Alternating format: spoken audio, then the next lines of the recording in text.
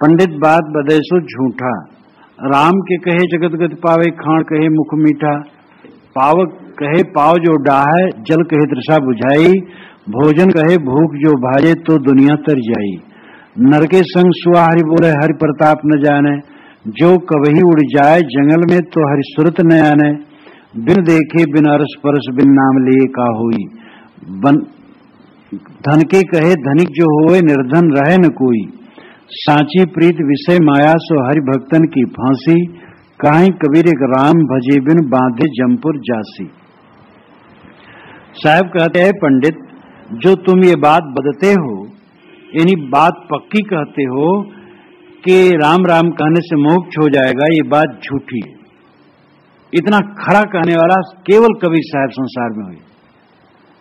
साहब कहते हैं पंडित, तुम कहते हो राम राम जपो बस मोक्ष हो जाएगा, तो साहब सीधे कहते बात झूठ है, राम राम कहने से मोक्ष नहीं होगा। लेकिन ये मत समझना कि साहब राम नहीं मानते हैं, वह रहस्य बताते हैं, पूरे शब्द पर ध्यान दो।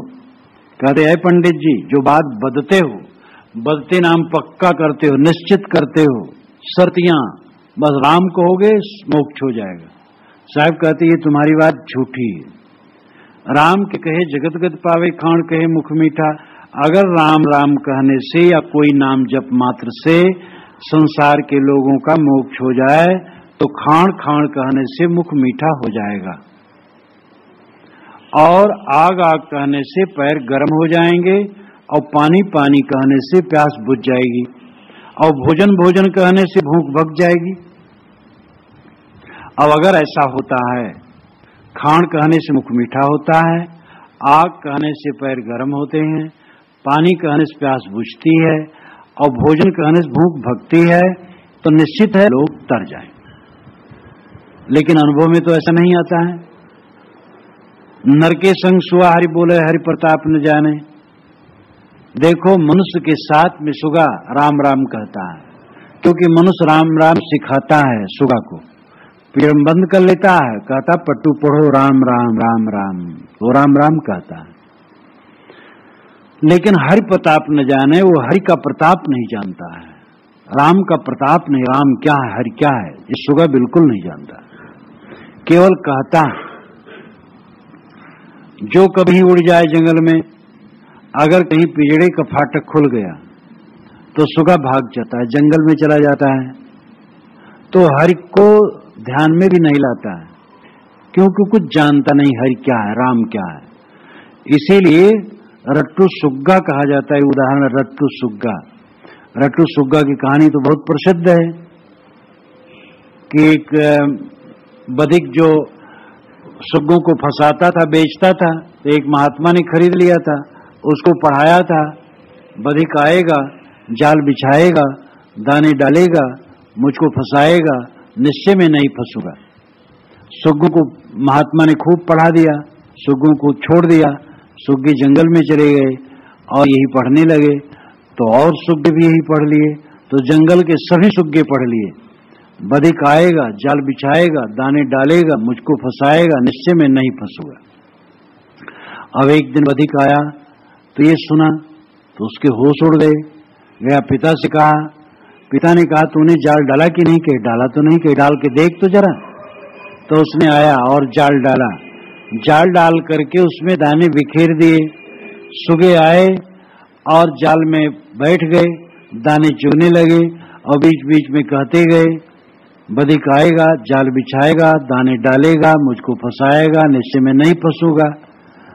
इतने में उसने डोरी खींची और जाल में सब फंस गए, और वो कहे जा रहे हैं, और फिर वो बाजार में बिक रहे हैं सुगे, और कहे जा रहे हैं बधिक आएगा, जाल बिछाएगा, दाने डालेगा, मुझको फंसाएगा, निश्चय में नहीं फंसूंगा।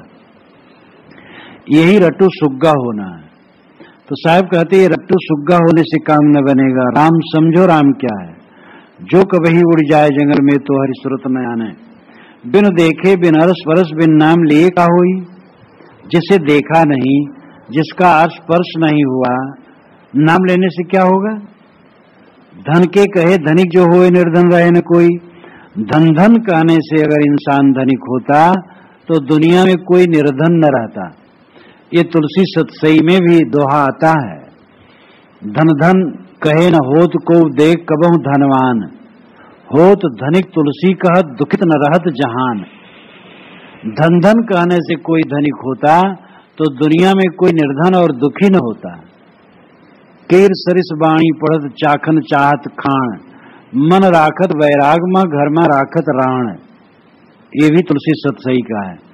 कीर सुग्गा के समान पढ़ रहे हैं राम राम, लेकिन चाखत चाहत खाण, भोग भोगना चाहते हैं। और मन राखत वैराग में, मन में अहंकार है कि हम वैरागी हैं, लेकिन घर में राखत राण, घर में राण रखते हैं। तो ये सब गोस्वामी जी देखे थे, और इसलिए वे जोर से विदग्धात्मक भाषा में, मानो कबीरी भाषा में गोस्वामी जी कह रहे हैं। तो धन धन कहने से लोग धनी होते तो दुनिया में कोई निर्धन न होता। बिना देखे बिना स्पर्श के नाम लेने से क्या होगा? राम समझो, राम तत्व क्या है। बीजक भर में साहब ने बारंबार जानने के लिए कहा है, राम नाम जाने बिना, राम नाम निज जानिक। राम ऐसा नाम निज का ही है, बाहर नहीं है, निस्वरूप ही है। बारंबार अपने तरफ घुमाने के लिए कस्तूरी कुंडल बसे मृग ढूढ़े बनवाए। एक बार मेरा एक बड़े शहर में कार्यक्रम था, तो एक पारखी संत एक वैष्णव के यहाँ रह रहे थे उस समय। उन्होंने कहा हमारे संत आए, भाषण सुनने चलोगे? कहे चलूंगा भाई। दूसरे दिन जब चलना हुआ तो कहे चलो, कहे नहीं चलूंगा। कहे क्यों नहीं चलोगे? कह अरे वो तो वही कहेंगे कि कस्तूरी कुंडल बसे मृग ढूढ़े बनवाए, तैसे घट घट राम है दुनिया जानत नाई। यही कहेंगे कि घट ही में राम है। तो भाई वहां नहीं चलेंगे, क्योंकि वो मूर्ति पूजक बेचारे, वो घट के बाहर मूर्ति मानते हैं। तो कहे हम वहां नहीं जाएंगे, यही तो कहेंगे। कबीर साहब का ये दोहा जगत प्रसिद्ध है, कस्तूरी कुंडल बसे मृग ढूढ़े बनमाए, तैसे घट घट राम है दुनिया जानत नाई। राम जो दिल में बसा हुआ है, हृदय बसे ते राम न जाना। दिल मां खोज दिलहि मां खोजो यह करीमा रामा। तो राम हृदय में बसा हुआ है, उसी का नाम करीम भी है, रहीम भी है, राम भी है। ब्रह्म परमात्मा आत्मा हरि जो कहो, ये हृदय निवासी चैतन्य ही है। इसको समझो बूझो, और समझ बूझ करके बस वही रास्ता है। विकारों को छोड़ो और निज को हरिपद गहिया निस्वरूप में स्थित हो। वही साहब आगे कहते हैं, सांची प्रीत विषय माया सो हरि भक्तन की फांसी। हरि भक्तों की फांसी तो यह है कि वह सच्चा प्रेम विषय माया से रखते हैं। माया मोह में उनका मन रहता है, मुख से राम राम कहते जाते हैं, और मन माया में, तो ये कोई भजन नहीं। सांची प्रीत विषय माया सो हरि भक्तन की फांसी। विषय वासना का मोह छोड़ो, और सारे विकारों को छोड़ देने के पश्चात जो शेष रहेगा वही हरि है। कहां कबीर एक राम भजे बिन बांधे जमपुर जासी। साहब कहते एक राम के भजन बिना तुम बंद करके जमपुर में जाओगे। अब सोचो राम भजन साहब कैसे नहीं मानते हैं। एक राम के भजन बिना तुम्हें बंद करके यमपुर में जाना होगा, इतना कड़ा कहते हैं। कबीर साहब जैसा राम भक्त कौन होगा? वह कहते अगर तुम राम का भजन नहीं किए तो बंद करके जमपुर में जाओगे। राम का भजन क्या है? ये बिल्कुल साफ है, बाएं दहने तजो विकारा निज के हरिपद गहिया।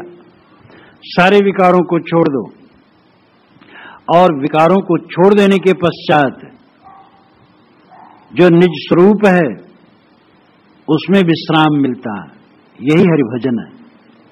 रमनते योगिनो जिसमिन्नत राम।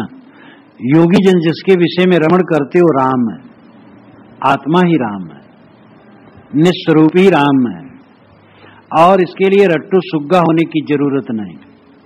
कोई पवित्र नाम पवित्र मंत्र जपता है तो गलत नहीं। साधारण साधक के लिए किसी पवित्र नाम या मंत्र को बारंबार दोहराना अच्छा है, मन थोड़ा एकाग्र होगा, साफ होगा। किसी महापुरुष के चित्र इत्यादि का मन में ध्यान करना भी बुरा नहीं है। सामान्य साधक के लिए ये साधन है, लेकिन ये मंजिल नहीं है। कोई नाम कोई रूप माया है, चाहे शुभ हो चाहे अशुभ हो। अशुभ को हटा के पहले शुभ धारण करे, फिर उसको भी छोड़े। काम वासना मन में आती है, गंदी गंदी बातें आती, तो पवित्र नाम पवित्र मंत्र जपना अच्छा है। और काम वासना का चित्र आता है मन में, वो हटे और गुरु का चित्र मन में आवे, किसी महापुरुष का चित्र आवे, अच्छा है। लेकिन अंत में सारे नाम रूप, शुभ अशुभ सारे नाम रूप खत्म होने चाहिए और वहां पर केवल विश्राम, चित्त की पूर्ण निवृत्ति, यही सहज समाधि है और यही सच्चा भजन है और यही राम भजन है। इसलिए साहब कहते हैं, पंडित तुम बात बताते बात झूठी है और खाली राम राम कहने से काम न होगा, राम को समझो और विषय वासना त्याग करके राम में विश्राम पाओ।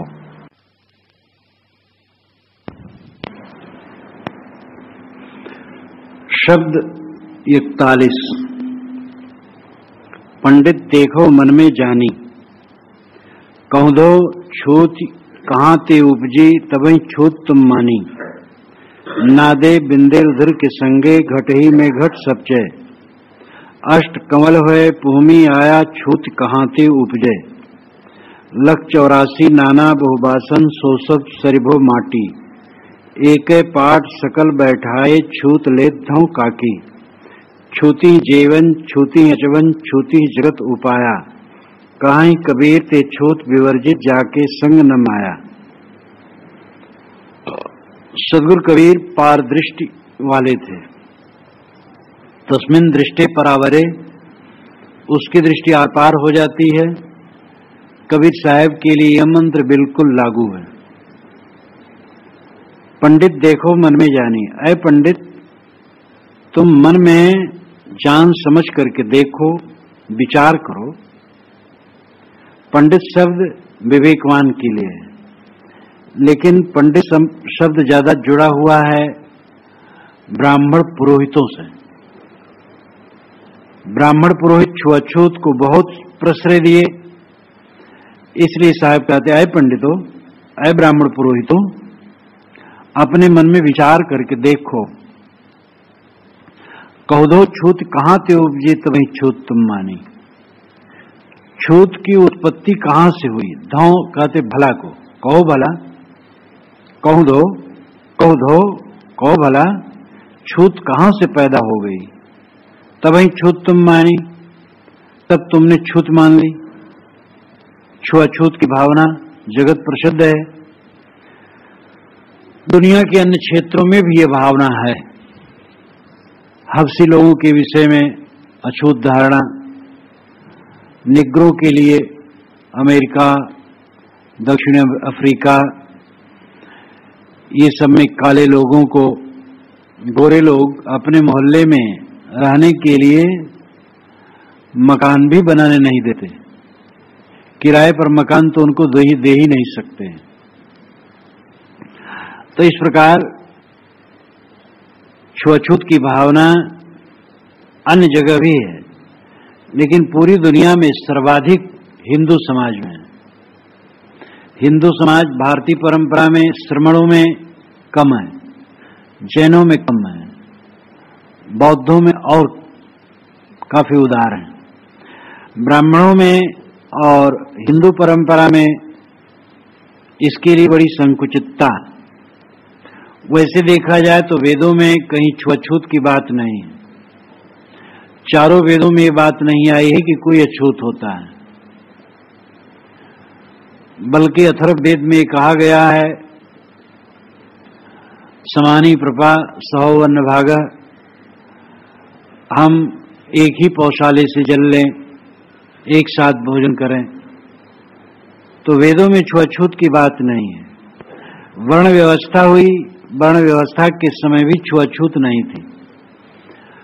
जितने समय बीतते गए छुआछूत बढ़ती गई, काम धाम को लेकर के छुआछूत होने लगी। जो लोग कोई दुष्कर्म, भयंकर दुष्कर्म किए, उनको अछूत मान लिया गया। ये नहीं कि उनकी गलती सुधार करने के लिए प्रयास किया जाए और गलती सुधार लें, बस अछूत न माना जाए। गलतियां हुई और उनको अछूत मान लिया गया। धार्मिक विद्वेष से अछूत माना गया। कि बौद्ध लोग, सांख्य वाले लोग, जैन लोग, शैव लोग, इन लोगों को अछूत मान लिया गया। दूसरे देश वालों को मलेच्छ कह करके अछूत मान लिया गया। जो समुद्र पार गया हो उसको अछूत मान लिया गया। ये सब दुर्भाग्य रहा। कुछ क्षणिक अछूतत्व, जैसे स्त्री रजस्वला हो गई, उस समय 3 दिन अछूत है, और बच्चा पैदा हुआ तो 10 दिन अछूत है। कोई शौच होकर के आया तो अछूत है। तो ये तो ठीक है।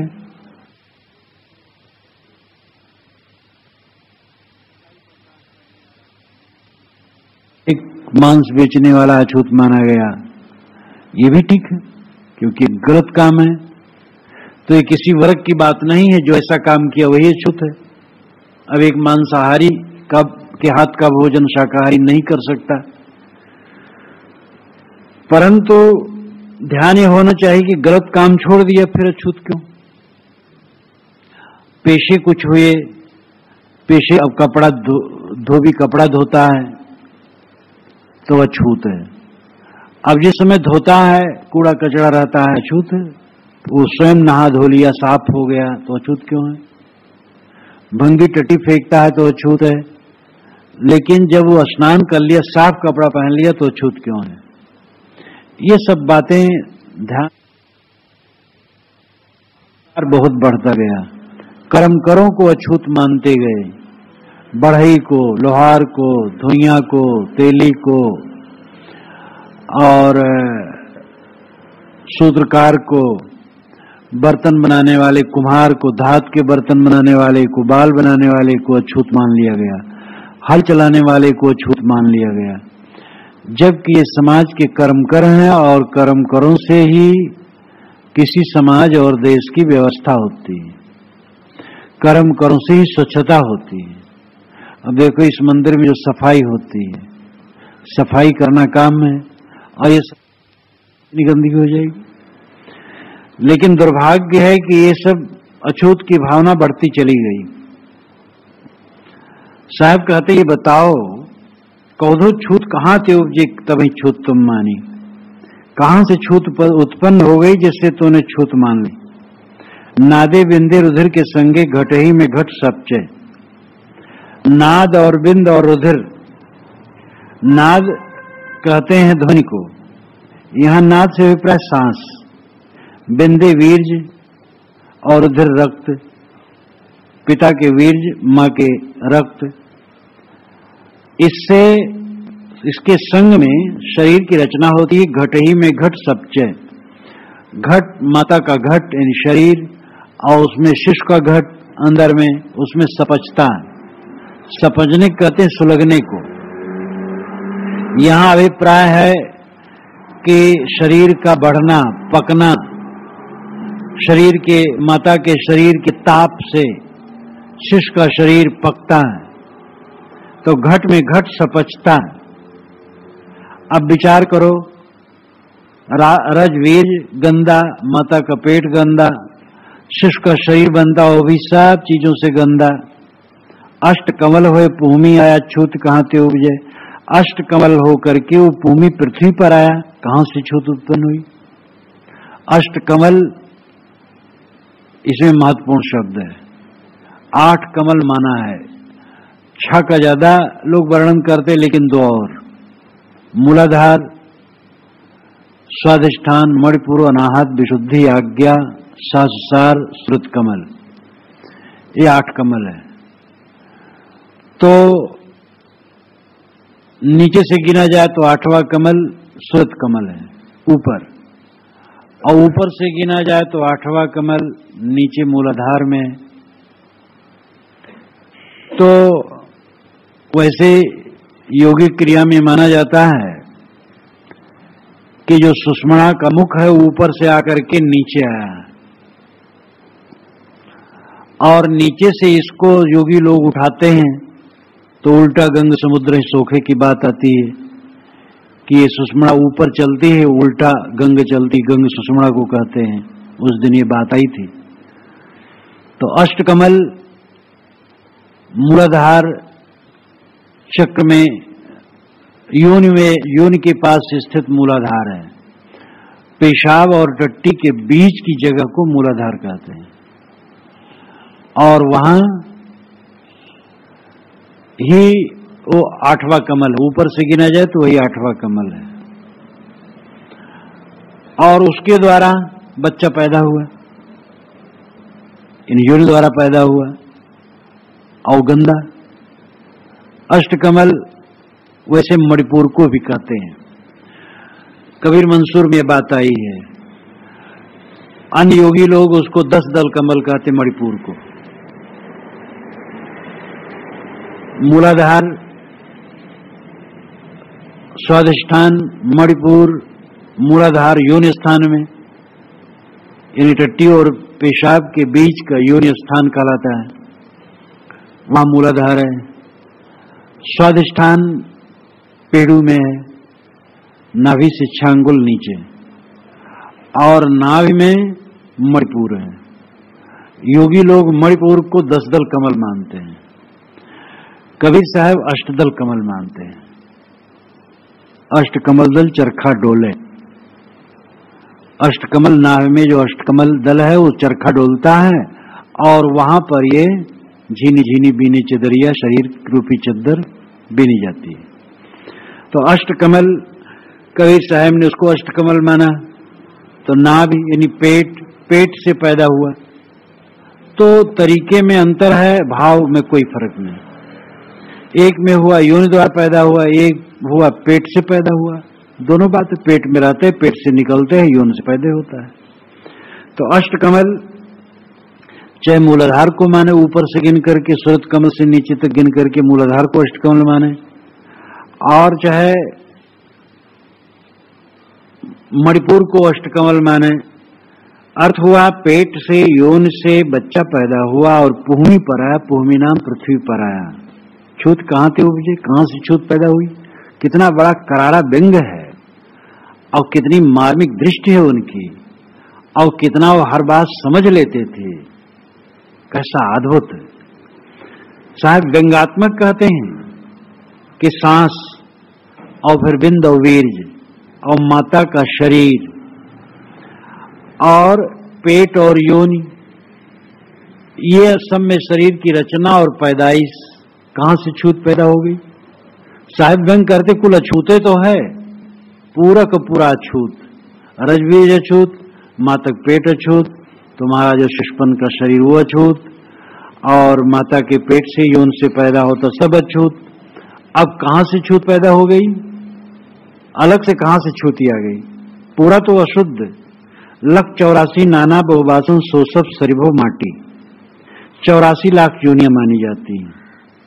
नाना बहुबासन, इसके बहुत बासन शरीर, बासन शरीर, बर्तन, बर्तन नाम शरीर, ये और भी बर्तन जो टूटे फूटे बर्तन होते हैं वो भी, सो सब सरिभो माटी, वो सब पृथ्वी में पड़ते हैं और सब मिट्टी होता है। पैग पैग पैगंबर गाड़े, ये भी साहब ने कहा है। तो पूरी पृथ्वी ही अशुद्ध है, मुर्दों से पूरी पृथ्वी पटी हुई है। एक पाट सकल बैठा है, इस पृथ्वी रूपी एक पाटला पर, एक पीढ़े पर प्रकृति ने सबको बैठाया है, चाहे उनका नाम ब्राह्मण हो, चाहे शूद्र, चाहे हिंदू, चाहे मुसलमान। छूत लेत धोखा की, भला बताओ किसकी तुम छूत ले रहे हो? पृथ्वी पूरी अशुद्ध है जिस पाटले पर बैठे हो, और उसी पर सब बैठे हो, एक पीढ़ा हो, और उसमें ब्राह्मण शूद्र बैठा है, या लोग कहेंगे अरे क्या अचरज करते हो? साहब कहते हो पृथ्वी कितनी लंबी पाटला है और इस पर सब बैठाए गए हैं, किसकी छूत ले रहे हो? छूती जीवन छूती अचवन छूती जगत उपाया, साहब और कस के कहते हैं। जीवन भोजन में छूती है, अचमन, अचमन आचमन, शुद्ध शब्द है आचमन। आचमन यानी पीना, पीने में अशुद्ध है। जगत उपाया, जगत के लोग पैदा होते वो सब में अछूत है। अब देखो पैदाइश, माता के पेट में सबका शरीर बनता है और एक ही गंदे द्वार से आते हैं, एक ही प्रकार से दाई या माताएं उसके मल को साफ करती हैं, धोती पोंछती हैं। तो पैदाइश सबकी गंदी, और जल भोजन में मक्खियों से बचाओ, सबसे गंदी मक्खी होती है। धर्मशास्त्र में लिखा है मक्खियां, हौज की बूंदें, छाया, धूल, सूरज का किरण, इन सबको पवित्र मानना चाहिए, मक्खियों को भी पवित्र मानना चाहिए। धर्मशास्त्र में जिसने इसको लिखा उसकी बुद्धि कितना दिवाला पिट गया था। ये ठीक है सूरज की किरण को माने भाई शुद्ध है, क्या करेंगे।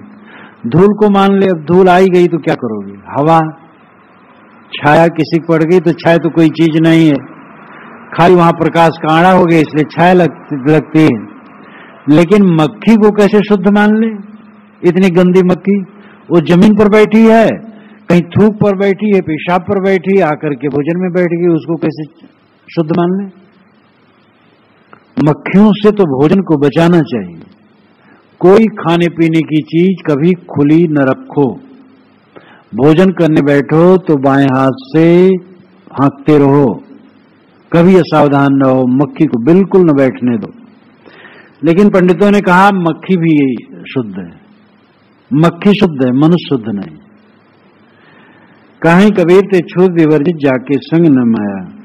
साहब कहते देखो छूत से वही बचा हुआ है जिसके संग में माया नहीं। बात कितनी बढ़िया। कोई बच सकता है धूल के कण से, हवा से कोई बच सकता है। मक्खी से तो अपने को बचाया जा सकता है, लेकिन हवा से कोई बच सकता है। पानी, कुआं का पानी, मेढक मछली उसी में रहते हैं। नल का पानी वार्सल चाम का लगा रहता है, प्लास्टिक का वार्सल अब लगाया जाता है। लेकिन अगर सूक्ष्मता से विचार करके देखो तो कहीं ना कुछ खाने लायक है, न पीने लायक है, न रहने लायक है, तो कहां चला जाए इंसान। तो साहब कहते हैं इसमें जितना बन सके शुद्ध का बर्ताव करो। ये नहीं कहते हैं कि सब ठीक है, वे तो ये चोट देते हैं कि तुम मक्खियों को झेल लेते हो और बहुत ऐसी चीजों को झेल लेते हो, लेकिन एक साफ सुथरा आदमी है और जात पूछ करके तब तुम लोटा देते हो, पानी देते हो। दयापाल दास थे, मैं मरदासपुर कुटी में था, एक अफसर आए, दोपहरी में आए मिलने के लिए कूड़े बाहर से। तो मैंने कहा शरबत बनाओ इनको पिलाओ, गर्मी थी। तो जो उनको दिए शरबत, गिलासम लेके एक गिलासा पिए, दूसरा गिलास लिए। तो कहे भैया तुम कौन जाति का हो। तो उन्होंने कहा कि ये तो आपको पहले पूछना था, अब एक गिलासा मैंने पी लिया, तब आप पूछते हैं कौन जाति के हो। तो मैंने अंदर से डांटा। तो अभी ये मन में रोग लगा हुआ है। जाति तो देख करके समझ में आती है, उपाधि देख करके समझ में नहीं आती। जाति और उपाधि के भेद को समझो।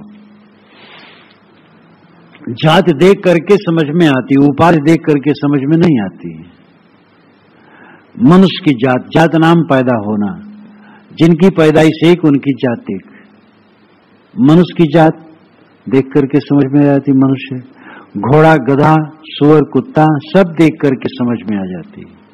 मनुष्य की एक जाति है, वो तो देख के समझ में आ जाती। उपाधि बिना पूछे नहीं, ब्राह्मण की उपाधि, क्षत्रिय की उपाधि, वैश्य की उपाधि, मंत्री की उपाधि, अध्यक्ष की उपाधि, प्रधानमंत्री की उपाधि, राष्ट्रपति की उपाधि, ये देख करके नहीं समझ में आती। और ये बात अलग है कि प्रसिद्धि भाई मंत्री आ रहे हैं तो समझे हाँ यही, लेकिन वैसे कोई नहीं समझ पाएगा। तो उपाधि देख करके समझ में नहीं आती है। तो उपाधि है केवल ब्राह्मण, क्षत्रिय, वैश्य, शूद्र, और उपाधि उपाधि है, प्रपंचे है, और कुछ वास्तविकता नहीं। तो साहब कहते हैं ये अंतिम बात कितनी मार्मिक है। कहीं कबीर ते छूत विवर्जित जाके संग न माया। छूत से वही बचा है जिसके संग में माया नहीं। माया का मतलब मोह, राग, आसक्ति नहीं। बीजक में साफ है कि माया क्या है। कितने बीजकी कहलाने वाले भी माया को अघटित घटना पटेसी शंकराचार्य में जोड़ देते हैं। ये बड़ा दुर्भाग्य है। पूरे बीजक में माया का अर्थ मोह है, मन का मोह। तो जिसके मन में मोह नहीं है वो जानो छूत से विवर्जित है, वो शुद्ध हो गया और कोई शुद्ध नहीं। 8 पंक्तियों में सदगुरु ने छुआछूत की बात पर इतना बढ़िया प्रकाश डाला है कि इससे बढ़िया और हो ही नहीं सकता। कबीर साहब की बातें एकदम हीरे मोती की तरह हैं। हीरे मोती तो कभी जीर्ण भी हो सकते, ये जीर्ण नहीं हो सकती। ये सारे भाव सदैव ताजे रहेंगे। इसलिए साहब आदेश देते हैं, कोई किसी को मत पूछो तुम किस जाति के हो। मनुष्य की जाति है कि जात पूछना पागलपन। कौन जाति है? सफाई स्वच्छता रखो। अगले आदमी को भी सफाई स्वच्छता का निर्देश दो। कोई भोजन कर लिया, कोई आया थाली में दे दो भोजन, वो मांज देगा। अगर उसको नहीं ढंग से हो रहा, नहीं मांजता है तो तुम मांज लो, साफ हो जाएगा। बस मक्खी बैठ गई थाली में और मांज के साफ। मक्खी बैठने से तो कौन मांज के साफ? जब भोजन करते रहते हो मक्खी बैठती रहती हो, खाते रहते हैं, तो और क्या कहा जाए। कुत्ता थाली में मुंह मार दे, कौवा मुंह मार दे तो लोग साफ कर लेते हैं और थाली साफ हो जाती है। मनुष्य के खाने से उसमें थाली क्या अशुद्ध हो जाएगी? खा लिया, साफ कर लिया, शुद्ध हो गई। छुआछूत का पाखंड बिल्कुल छोड़ देना चाहिए। और साधु महात्मा जब कहीं घूमने जाएं, किसी भक्त का न पूछे तुम किस जाति के हो। अपने हाथ से भोजन बनाने की रस्म है, ये बढ़िया है, क्योंकि गृहस्थ लोग उतना साफ सफाई नहीं कर पाते हैं। एक घर कहीं कोई हो सकता बिरला, तो भी साधु इतना नहीं कर सकते। और एक साफ सुथरे गृहस्थ का भोजन कर लो तो दूसरा जो साफ सुथरा नहीं वो कहे क्या हम गंदे हैं। और फिर गृहस्थ लोग उतनी सफाई रख भी नहीं सकते। अब उनके बच्चे ही मजबूरी है, बच्चे आ गए। अब बच्चे आ गए, वो अपना हाथ डाल चावल में, चावल धोया हुआ है, सब्जी धोई हुई है, उसमें हाथ डाल दी, तो उतनी सफाई नहीं कर पाते हैं। इसलिए पारखी साधु जो अपने हाथ से भोजन बनाते हैं बढ़िया, और ये सदैव रखना चाहिए। लेकिन किसी गृहस्थ से न पूछे तुम किस जात के हो, मनुष्य जात के हैं, बस वहां गंदगी देखो तो निर्देश कर दो, इतनी सफाई रखो, इस प्रकार रखो। और छुआछूत का नाम बिल्कुल खत्म होना चाहिए। मानो मात्र एकता सबही समलख है मानुष खान के बीच।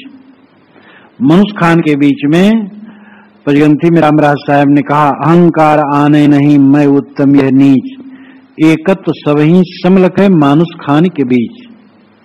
ये अहंकार न लावे कि मैं बड़ा हूं, ये छोटा है। मनुष्य खान के बीच में जितने हैं सब में एकत्व का भाव रखो, समता का भाव रखो, और उसमें कोई ऊंच और नीच नहीं। ब्राह्मण नामधारी है और चमार नामधारी है, दोनों मनुष्य हैं, दोनों को बिल्कुल समान मानो और कहीं छुआछूत मत मानो। साहस रखो, तुम ये चिंता ही मत करो कि तुम्हें लोग नहीं पूछेंगे। अगर तुम चमार कहे जाने वाले व्यक्ति के यहाँ भोजन बनाओ पाओगे तो ब्राह्मण नहीं पूछेंगे, मौर्य नहीं पूछेंगे, वर्मा नहीं पूछेंगे। चिंता मत करो, न पूछें, कोई जरूरत नहीं है हमें पूछवाने की। लेकिन सिद्धांत में अटल रहना है और सत्य के पथ पर चलना है। छुआछूत का पाखंड दूर भगाना बहुत जरूरी है।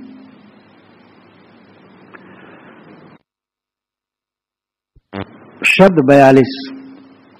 पंडित शोध कहो समझाई, जाते आवागमन नशाई, अर्थ धर्म और काम मोक्ष को कौने दिशा बसे भाई।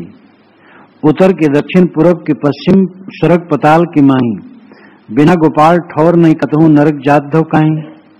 अन जाने को स्वर्ग नरक है हरि जाने को नाही, जय डर से भवलोक डर तो है सो डर हमरे नाही। पाप पुण्य की शंका नाही, स्वर्ग नरक नहीं जाही, काहीं कबीर सुनो संतो जहां कपत तहां समाई। पंडित शोध कहो समझाई। यहां पर करीब 1 दर्जन शब्दों में साहब पंडितों के पीछे पड़ गए। बात बात में कहते पंडित बताओ आओ, अब आपको मैं निमंत्रित करता हूं।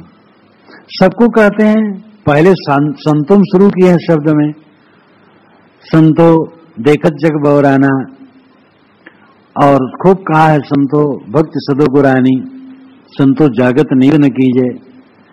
फिर उन्होंने रामुरा कहा, फिर भाई कहा, योगी योधु सबको कहते रहते साहब, यहां पंडितों को कहते हैं। अय पंडित, पंडित नाम विवेकवान,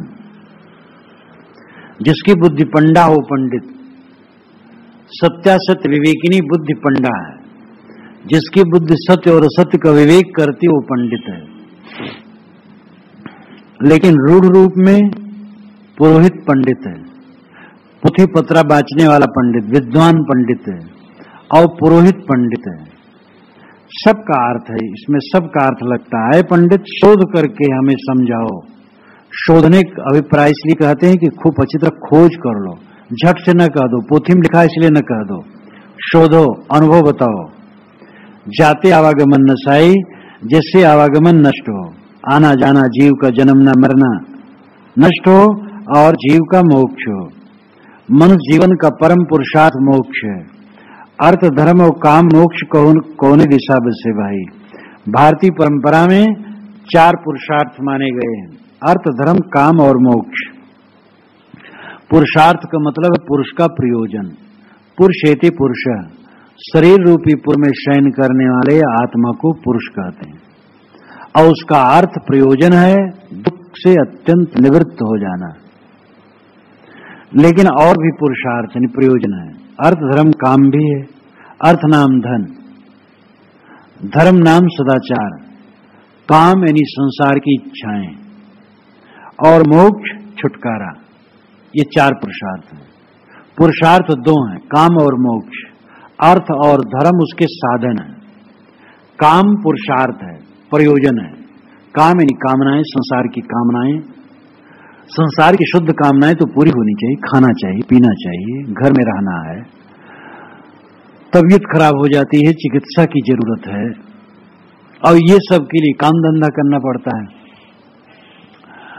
तो काम यानी कामनाएं, संसार की जो उचित कामनाएं हैं वो जायज है, अनुचित नहीं। और उसका साधन है अर्थ। धन से ही भोजन मिलेगा, धन से कपड़ा मिलेगा, धन से मकान मिलेगा, धन से चिकित्सा होगी, इसलिए उसको झुठलाया नहीं जा सकता है। तो जो काम है यानी संसार की जो आवश्यक कामनाएं हैं, आवश्यकताएं हैं समझ लो, वो पुरुषार्थ है, प्रयोजन है, और अर्थ उसका साधन है। अंतिम पुरुषार्थ मोक्ष, छुटकारा।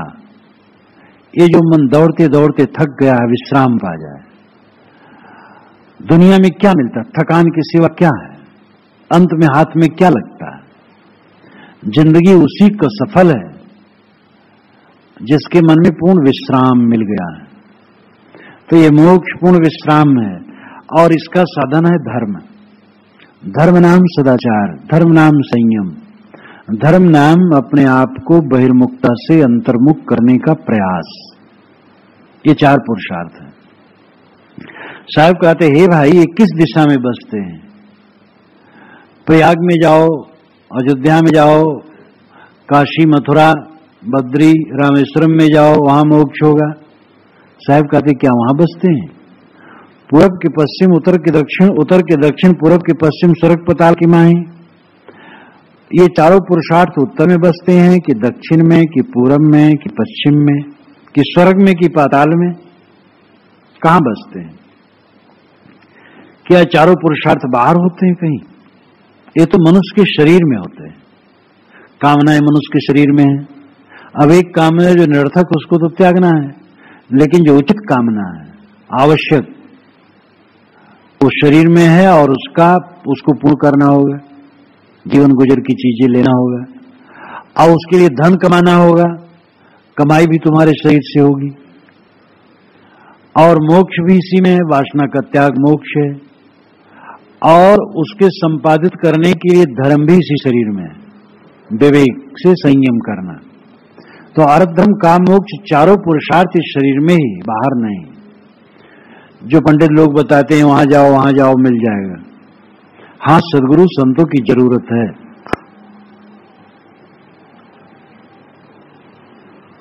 तो साहब कहते हैं किसी दिशा में नहीं है, बिना गोपाल ठौर नहीं कहता हूं नरक जात धोकाई।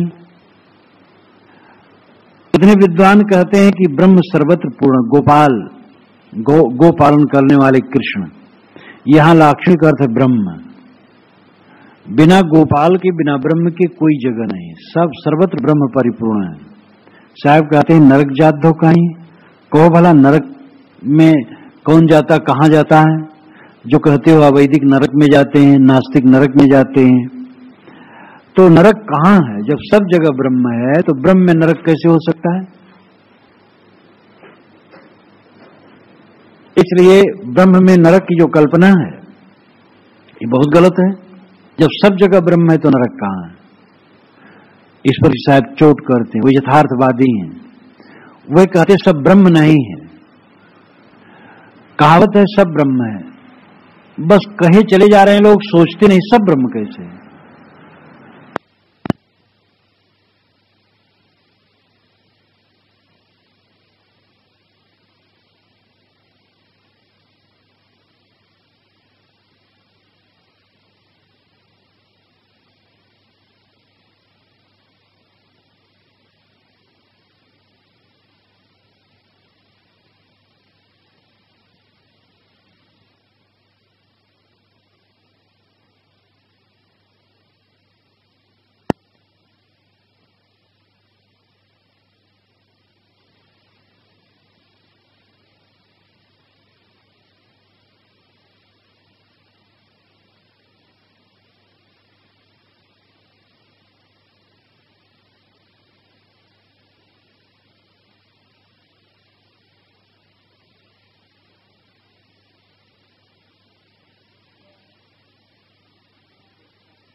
क्या है तो उसका अर्थ समझना होगा। जैसे जलम ब्रह्म, अन्नम ब्रह्म,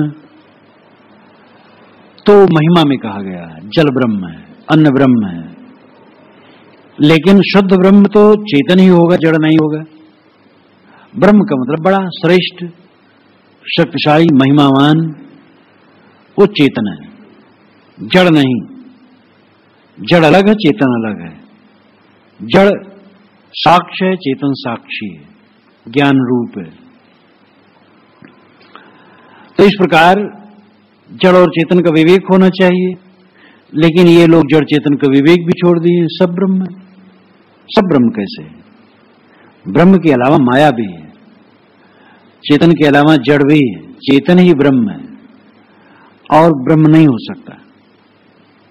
तो बिना गोपाल ठौर नहीं कहता हूं नरक जात दो कहीं, नरक कहां जाते हैं जब सब ब्रह्म है? इसलिए शब्दों के हल्ला में मत पड़ो। कबीर साहब कैसे साहसी थे, जो एक तरफ से पूरी जनता और पंडितों ने सबको मना दिया था, सब पंडित और जनता एक तरफ से मान रहे हो, साहब एक तरफ अकेले खड़े होकर कह रहे हैं, ये कम साहस की बात नहीं है। लोग समझौता में पड़ जाते हैं, साहब समझौता में नहीं पड़े, समझौता पड़ने से तो सब गोबर हो जाता है। उन्होंने कहा एक ब्रह्म ही सब कुछ कैसे है, जड़ अलग है, चेतन अलग है, चेतन ही को ब्रह्म कहा जा सकता है। अनजाने को स्वर्ग नरक है, हर जाने को नहीं। साहब कहते जो स्वर्ग और नरक का भय और प्रलोभन है, ये अनजान लोगों के लिए।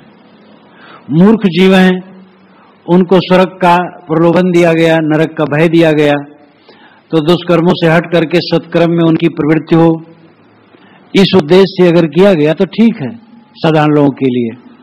लेकिन हरि जाने को नहीं, जो हरि को जानता है उसके लिए सब कोई जरूरत नहीं है। जो समझ लिया हरि ब्रह्म परमात्मा आत्मा ही है, मेरा स्वरूप ही हरि है, ब्रह्म है, और विकार छोड़ दिया, अपने स्वरूप में स्थित हो गया, उसके लिए स्वर्ग नरक की कल्पना की क्या आवश्यकता है? तो जिसने हरि समझ लिया, ये समझ लिया कि आत्मा ही परमात्मा है, उसके लिए स्वर्ग नरक की कल्पना की कोई आवश्यकता नहीं। पाप पुण्य की शंका नहीं, स्वर्ग नरक नहीं चाहिए। पाप और पुण्य की भी शंका, जिस डर से भवलोक डरत है सो डर हमें नहीं।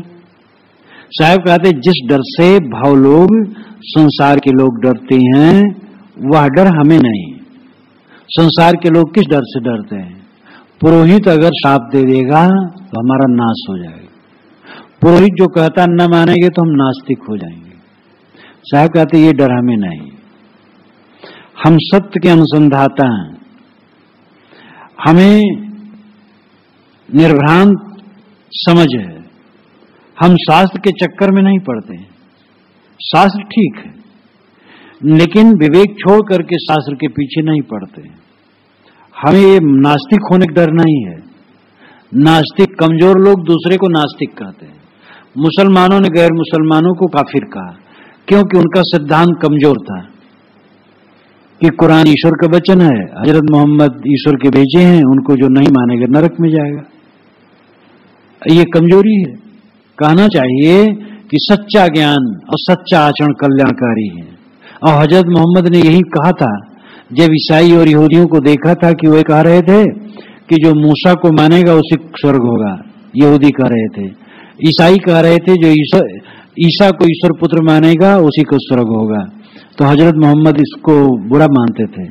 वह कहते थे भाई जिसका आचरण अच्छा है उसका स्वर्ग होगा, ईसा मूसा में स्वर्ग क्यों बांटते हो? पीछे से हजरत मोहम्मद को उसी में बांध दिया गया। तो जितने आदमी कमजोर होता है उतना वो दूसरे को काफिर नास्तिक कहता है। वैदिकों ने अवैदिकों को नास्तिक कहा और एक वैदिक दूसरे वैदिक को नास्तिक कहते रहते हैं।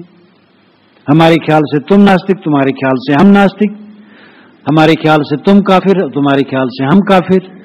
तो ये कौन सी समझ है? तो भय देते हैं पुरोहित लोग, तुम नास्तिक हो, काफिर हो। जो लोग दूसरे को बहुत काफिर कहने के घमंड में रहते हैं उनको समझना चाहिए दूसरे लोग उनको नास्तिक कहते हो, मलेच्छ कहते हैं। और जो दूसरे को मलेच्छ और नास्तिक कहते हैं उनको अपना घमंड दूर करना चाहिए, क्योंकि दूसरे लोग उनको काफिर कहते हैं। तो ये तो अज्ञान है, न कोई काफिर है न कोई नास्तिक है। जो कुफ्र है वही काफिर है, जो बुराई वही काफिर है, जो गंदगी वही नास्तिकता है। तो अनजाने जय डर से भव लोग डरते हैं। जिस धमकी से, पुरोहितों की धमकी से भवलोक संसार के लोग डरते हैं वो डर मुझे नहीं है। मुझे कुछ डर नहीं, कोई काफिर कहता है कि नास्तिक कहता है। मैं अपने आप को ठीक से जानता हूं कि मैं क्या हूं। किसी कहने से मैं अपने आप को जानूं, ऐसी बात नहीं। कहा जाता है एक पंडित जी थे, भोले भाले थे, उनकी गाय ब्याई गांव से कोई 1 किलोमीटर दूर खार में, खेत खार में पता पाए गए तो बच्चे को साफ सूफ करके कंधे पर धर लिए, गाय पीछे पीछे चल दी। 3 ठग थे और कहे गाय बछड़े को लेना है। तो 3 जगह वो जगह जगह खड़े हो गए। तो एक पंडित जी जब वहां पहुंचे तो उसने कहा पंडित जी नमस्ते। अरे नमस्ते करने लायक तो आप नहीं रहे, लेकिन आप पंडित हो, नमस्ते कर लिया। ये गधी के बच्चे को आप कंधे पर रखे हैं कि नहीं भाई गाय ब्याई है। अरे ब्याई क्या है, गधी की बच्ची दिखाई देती है, आपकी आंख में धूल पड़ गई, क्या कहें हम? वो कहें अच्छा, उतार करके धरे देखे, कहे गाय का बच्ची है भाई, ये गधी तो नहीं है। फिर कंधे पर धर लिया, चल दिए। बीच में एक मिला, कहे पंडित जी मैं नमस्कार आपका कैसे करूं? ये गधी का बच्चा आप अपने कंधे पर रखे हैं, सब तो गलत नहीं कहेंगे। फिर उतार के धरे देखे, कहे भाई गाय की बच्चिया है, गधी कैसे लोग कहते हैं। आगे बढ़े, तीसरा मिला, कहे पंडित जी मैं आपको तो नमस्कार बिल्कुल नहीं कर सकता, आप पंडित होकर के गधी का बच्चा आप कंधे पर रखे हैं। उन्होंने कहा सब झूठ नहीं कह सकते, उतार करके नीचे धर दिया, चल दिए, बच्चे छोड़ दिए। ये कहानी है, ये सच भी हो सकती है, झूठी भी हो सकती है। लेकिन भावुकों की दशा यही है, भावुक लोग किसी कहने से मान लेते हैं।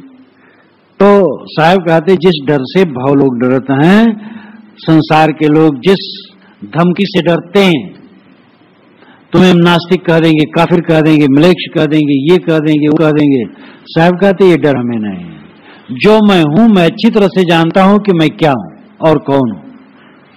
तो जय डर से भव लोग डरते हैं, सो डर हमारे नहीं। पाप पुण्य की शंका नहीं, स्वर्ग नरक नहीं जाई। साहब कहते पाप पुण्य की भी हमें शंका नहीं है। पुरोहितों से नहीं पूछना है कि पाप पुण्य क्या है।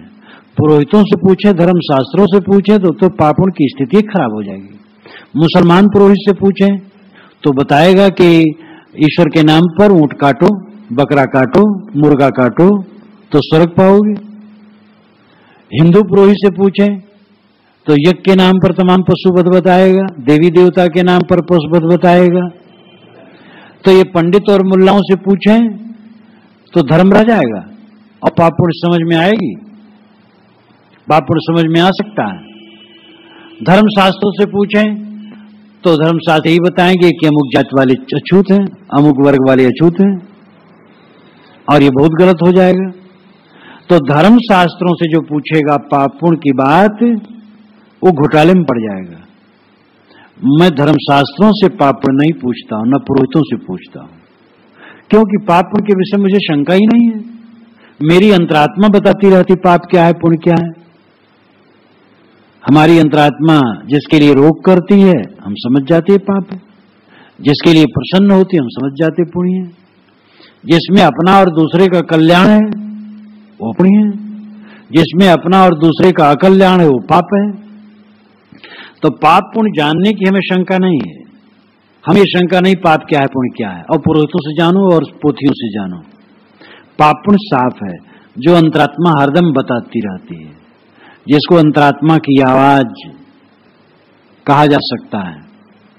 स्वर्ग नरक नहीं चाहिए। साहब कहते हैं हमें स्वर्ग नरक में भी नहीं जाना है। हम जानते हैं कि मन मलिन हो जाए तो नरक है और मन शुद्ध है तो स्वर्ग है। इसलिए मन को सदैव हम निर्मल रखते हैं।